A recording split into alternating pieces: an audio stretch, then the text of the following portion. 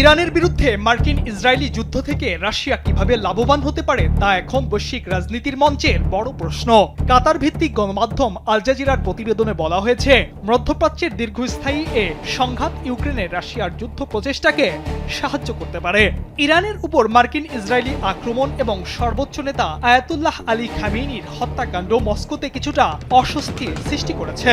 যদিও ইরানের উপর আক্রমণ মস্কোতে উদ্বেগের কারণ, এটিকে রুশ বাহিনীর ইউক্রেনের বিরুদ্ধে আগ্রাসন সহ নিজস্ব ভূ রাজনৈতিক কৌশলের প্রতি সমর্থন হিসেবেও দেখা হচ্ছে। এটি মার্কিন নেতৃত্বাধীন পশ্চিমাদের একটি দুর্বৃত্ত এবং অযৌক্তিক অভিনেতা হিসেবে ক্রেমলিনের দীর্ঘকাল ধরে প্রচলিত দৃষ্টিভঙ্গির একটি প্রতিফলন। প্রতিবেদনে আরও বলা হয়েছে, কিছু বেপরোয়া রাশিয়ান ভাষ্যকার দাবি করেছেন যে রুশ বাহিনীর বিশাল পারমাণবিক অস্ত্রাগার থাকায় তারাও একইভাবে আক্রমণ করতে পারে। তবে তারা খুব নিকট ভবিষ্যতে রাশিয়ার সাথে যুদ্ধের সম্ভাবনা সম্পর্কে প্রধান পশ্চিমা কর্মকর্তাদের বেপরোয়া বক্তব্যকে দায়ী করেছেন।